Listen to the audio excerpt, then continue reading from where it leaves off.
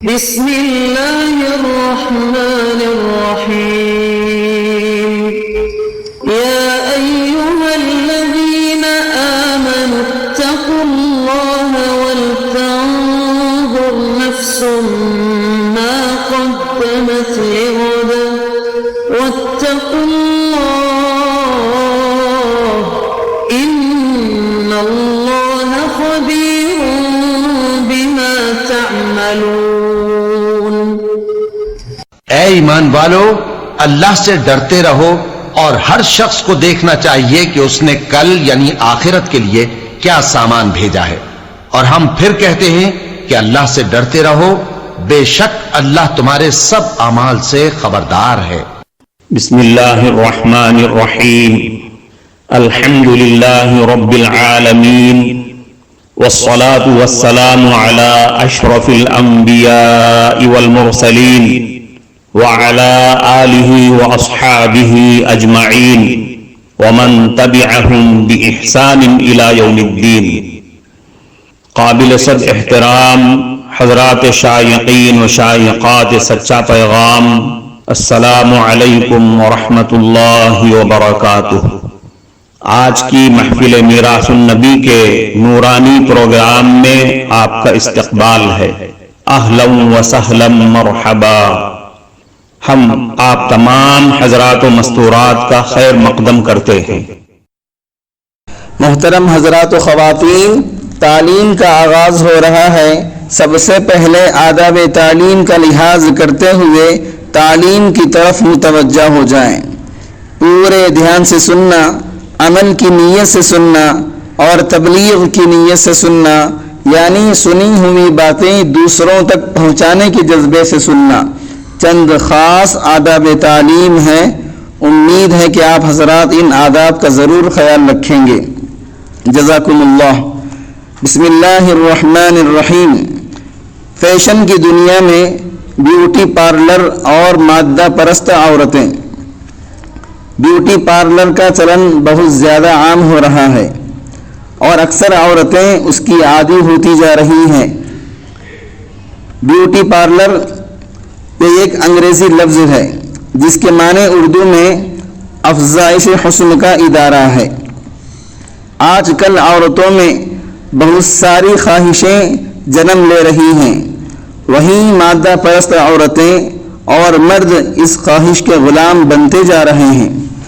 بدن پر مختلف قسم کے نقش و نگار بنانا، بال تراشنا، سینے کے ابھار کو بڑھانا اور کوئی خاص شکل دینا، چہرے کی مالش کرنا، بالوں اور بھووں کو مزین کرنا، بالوں کے فطری رنگوں کو تبدیل کرنا، ہونٹوں کی بناوٹ میں تبدیلی پیدا کرنا، مصنوعی تل بنانا، لمبے لمبے ناخنوں پر ڈیزائن بنانا، ناخن پالش سے خوبصورتی پیدا کرنا، ہاتھوں، پیروں اور بدن کی مالش کرانا، جلد کی رنگت تبدیل کرنا، بدن کے ظاہری اور چھپے حصوں پر مہندی کے ڈیزائن بنوانا وغیرہ وغیرہ. اسلام میں کچھ چیزوں کی اجازت ہے اور کچھ چیزوں کی ممانعت ہے. دین اور شریعت کے پابند مسلمان مرد اور عورت کو ہر کام کے کرنے سے پہلے اس کا شرعی حکم معلوم کرنا بے حد ضروری ہے. قرآن کہتا ہے فَاسْأَلُوا أَهْلَ الذِّكْرِ إِن كُنتُمْ لَا تَعْلَمُونَ. پوچھو اہل علم سے، جاننے والوں سے، اگر تمہیں معلوم نہ ہو. اسلام میں ہر جائز فطری خواہش کی تکمیل کی اجازت ہے اور آرائش زیبائش انسانی فطرت میں داخل ہے، اور عورتوں کے اندر اس کا جذبہ مردوں سے زیادہ ہوتا ہے. اسلام نے آرائش زیبائش کی اجازت ضرور دی ہے لیکن اس کی حد مقرر کر دی ہے. ایک حدیث کا مفہوم ہے، حضرت عائشہ صدیقہ رضی اللہ عنہا نے ایک عورت کو زیب و زینت کے چھوڑ دینے پر نکیر فرمائی تھی، یعنی وہ عورت زیب و زینت اختیار نہیں کرتی تھی تو حضرت عائشہ صدیقہ رضی اللہ عنہا نے اس کو نکیر فرمایا. ابو داؤد کی ایک روایت میں ہے کہ حضور صلی اللہ علیہ وسلم نے بھی ایک عورت کو مہندی لگانے کی ترغیب دی تھی. عورتوں کو رنگین اور ریشمی کپڑے، سونے چاندی وغیرہ کے زیورات پہننے کی اجازت اسی کے پیش نظر دی گئی ہے کہ یہ ان کے حسن کو دوبالا کر دیتی ہے۔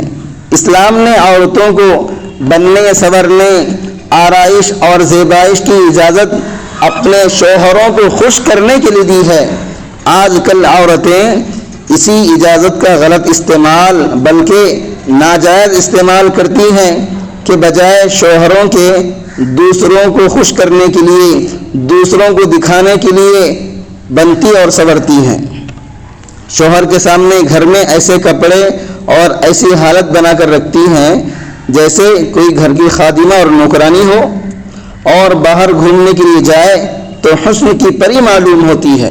فیشن کے لیے تو نے ایمان گوایا ہے، فیشن کے لیے تو نے ایمان گوایا ہے، رسوائی و ذلت کو ماتھے پہ سجایا ہے، فیشن کی محبت میں پردے سے عداوت ہے، دنیا کی محبت میں عقبا سے بغاوت ہے، بے شرمی کو تو نے اب پیسینے سے لگایا ہے، رسوائی و ذلت کو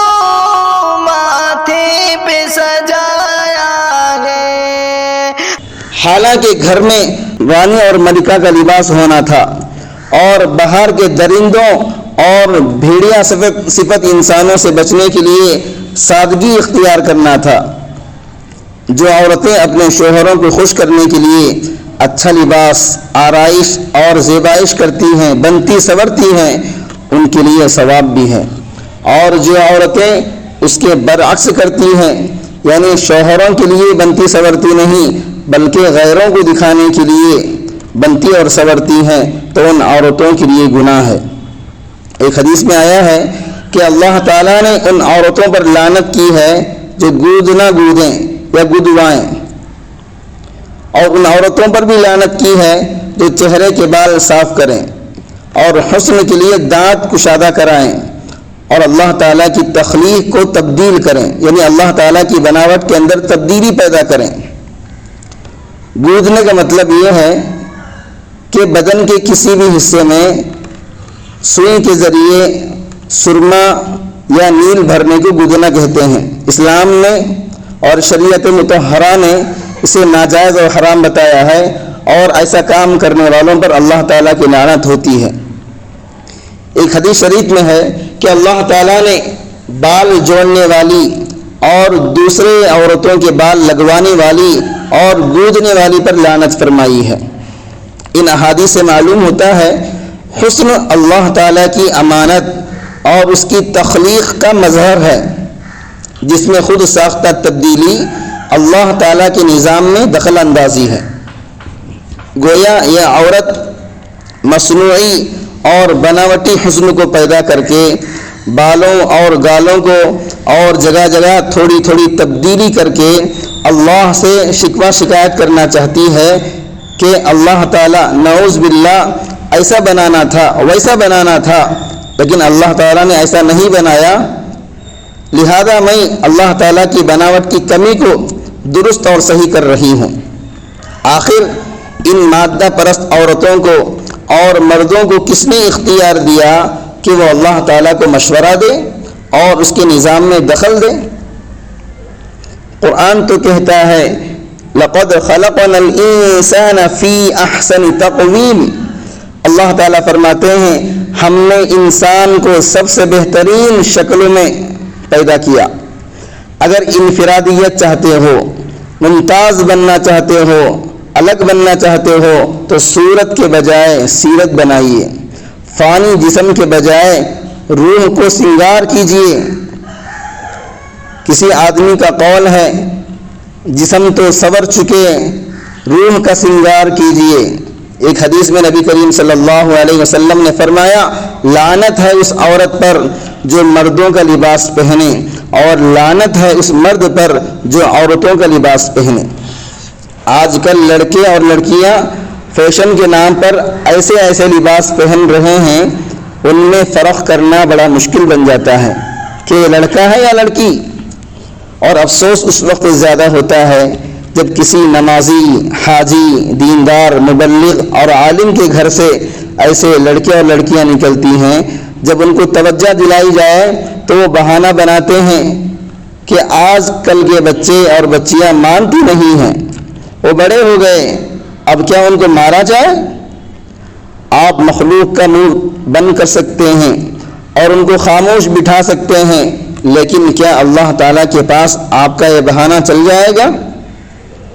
بلکہ اسلام تو یہ کہتا ہے ماں باپ اصل ذمہ دار ہے، کپڑوں کے لیے رقم کون دیتا ہے، بازار جانے کی اجازت کون دیتا ہے، اس میں قصور ذمہ داروں کا ہے اور آخرت میں ان کو پوچھا جائے گا، بلکہ یہ سنگین جرم کبھی معاف نہیں ہو سکتا۔ حدیث شریف میں آتا ہے کلکم راع وکلکم مسئول عن رعیتہ، تم میں کا ہر ایک آدمی ذمہ دار ہے، اس سے اس کے ماتحت والوں کے بارے میں پوچھا جائے گا۔ آج کل گھرانوں میں چھوٹی بچیوں کے بال کاٹے جاتے ہیں، بی بی کٹ جس کو کہا جاتا ہے، یہ بھی اسلام میں حرام ہے، اور بچوں کو ناچنے والوں کے لباس پہنائے جاتے ہیں، غرارے شرارے وغیرہ پہنائے جاتے ہیں، شرٹ پینٹ تک پہنائے جاتے ہیں، اور یہ بہانہ بناتے ہیں کہ ابھی بچی ہے، کھیلنے کے ایام ہیں، کھیلنے کے دن ہیں، کہتے ہیں۔ یہ لڑکوں کی مشابہت والا لباس بھی شریعت میں حرام ہے، اور اس پر آج گرفت نہیں کی گئی تو بڑے ہونے کے بعد اس عادت کو چھڑانا ایسا ہی ہے جیسا کہ بچے کا دودھ چھڑانا ہے، اور یہ عادت اس کی کالج وغیرہ میں خطرناک ثابت ہو سکتی ہے۔ ایک اور گناہ گھرانوں میں غیر محسوس طریقے سے فیشن کے نام پر داخل ہو رہا ہے کہ مسلم عورتیں اور لڑکیاں ناخن پالش کی عادی ہوتی جا رہی ہیں۔ تمام علماء کا متفقہ فیصلہ ہے کہ ناخن پالش لگانے والی عورت اور لڑکی کا غسل نہیں ہوتا، یعنی وہ عورت پاک نہیں ہوتی جب تک کہ پالش کو کھرچ کر نہ نکال ڈالے۔ کتنی عورتیں ہیں کہ ہمیشہ ناپاک زندگی بسر کر رہی ہیں، نہ ان کا وضو ہو رہا ہے اور نہ ان کا غسل ہو رہا ہے اور نہ ان کی نماز ہو رہی ہے، لہذا اس مسئلے پر فوری طور پر توجہ دے کر ناخن پالش کی لعنت اور نحوست سے اپنے آپ کو بچانا چاہیے۔ بیوٹی پارلر میں بعض غیر شرعی اور حرام کام انجانے میں انجام دیے جا رہے ہیں، اس پر ایک سرسری نظر ڈالنا بہت ضروری ہے۔ چہرے کی مالش اور بال کا صاف کرنا۔ علامہ ابن جوزی رحمۃ اللہ علیہ نے اپنی کتاب احکام النساء میں یہ لکھا ہے، جو عورت کسی بھی دوا اور تیل وغیرہ سے اپنے چہرے کو اس لیے مالش کرے تاکہ رنگ صاف ہو جائے تو ایسی عورت پر لعنت ہے۔ ایک حدیث میں نبی کریم صلی اللہ علیہ وسلم نے ان عورتوں پر لعنت فرمائی جو جلد کی مالش کرتی ہیں اور کراتی ہیں۔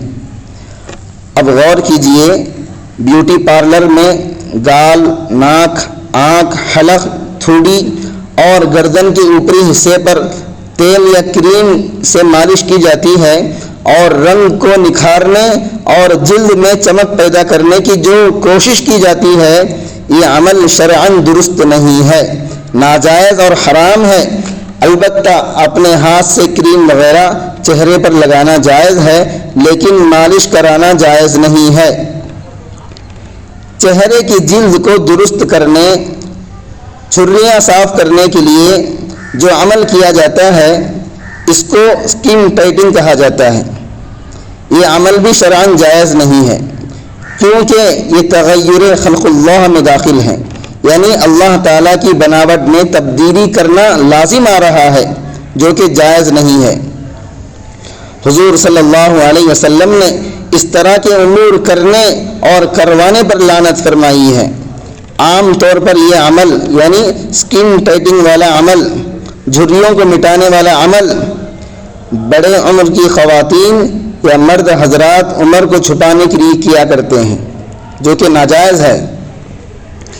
چہرہ کشادہ کرنے کے لیے پیشانی کے اوپر کے بال صاف کرانا، دونوں بھوؤں کے درمیان فصل کرانا تاکہ دونوں بھوؤں الگ الگ اور اچھے نظر آئیں، اس کو انگریزی میں گرومنگ آف آئی برو کہتے ہیں۔ یہ عمل بھی شریعت میں جائز نہیں ہے۔ ہونٹوں کی بناوٹ، اگر ہونٹوں کی بناوٹ تبدیل کرائی جائے تو یہ عمل بھی ناجائز ہے۔ اکثر جراحی کے ذریعے یا دیگر ذرائع سے اس میں حسن پیدا کرنے کے لیے اور خوبصورت بنانے کی کوشش کی جاتی ہے، اس میں بھی تغیر خلق اللہ لازم آ رہا ہے۔ تغیر خلق اللہ یعنی اللہ تعالیٰ کی بناوٹ میں تبدیلی پیدا کرنا ناجائز اور حرام ہے۔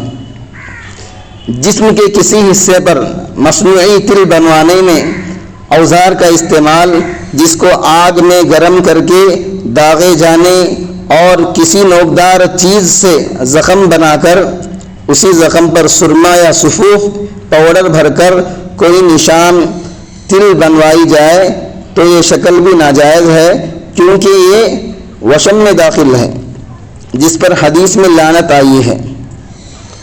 مہندی جسم کے دوسرے حصوں پر لگوانا، یوزنگ ہینا آن باڈی۔ ماضی میں مہندی کا استعمال عورتیں ہاتھوں اور پیروں میں کیا کرتی تھیں، لیکن آج کل پیٹ پر، پیٹھ پر، زیر ناف پر اور گھٹنوں کے اوپر رانوں پر لگائی جاتی ہیں اور مہندی کے ڈیزائن بنا کر ان حصوں کی نمائش کی جاتی ہے، ان حصوں کو دکھایا جاتا ہے۔ تقریبوں میں یعنی فنکشنوں میں ایسا لباس پہنا جاتا ہے جس میں نقش و نگار کی جگہ کھلی ہوتی ہے۔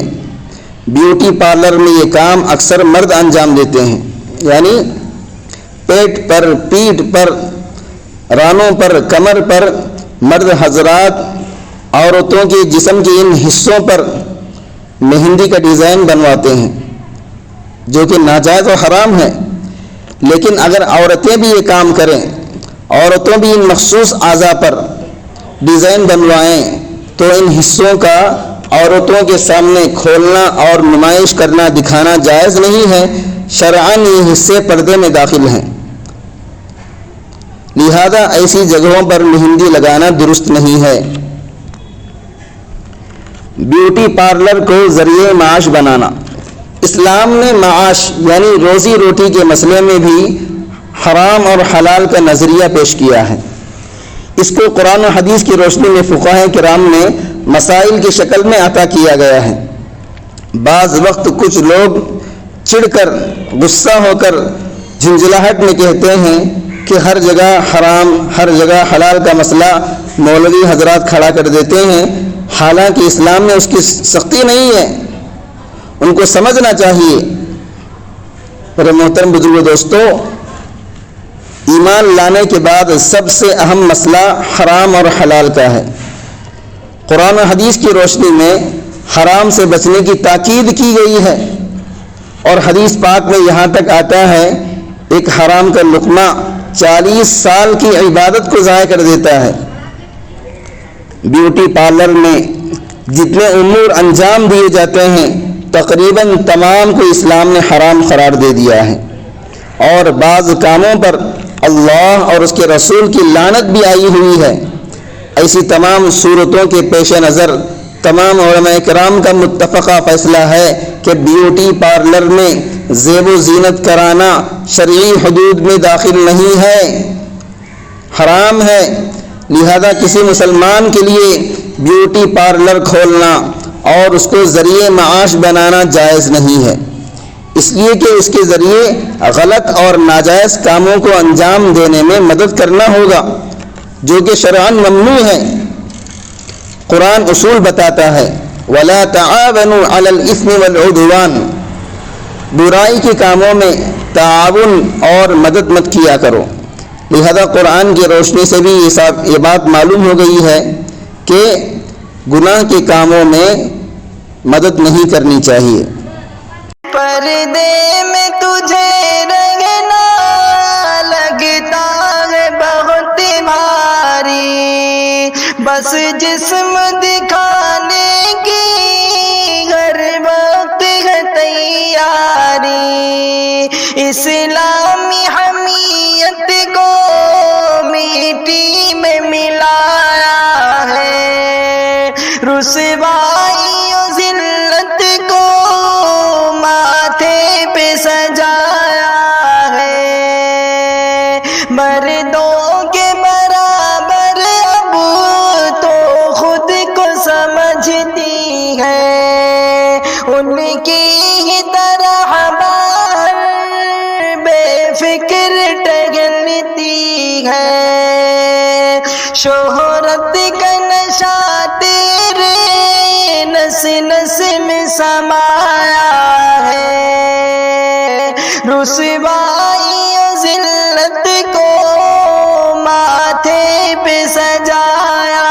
ہے، مردوں کے برابر اب تو خود کو سمجھتی ہے، ان کی طرح باہر بے فکر ٹہلتی ہے، سڑکوں پہ تیرا جلوہ، بازاروں میں تو ہی تو، باغوں میں تیری جلوت، گلیاروں میں تو ہی تو، قدموں نے تیرے گھر کے آنگن کو بھلایا ہے، قدموں نے تیرے گھر کے آنگن کو بھلایا ہے، رسوائی و ذلت کو ماتھے پہ سجایا ہے،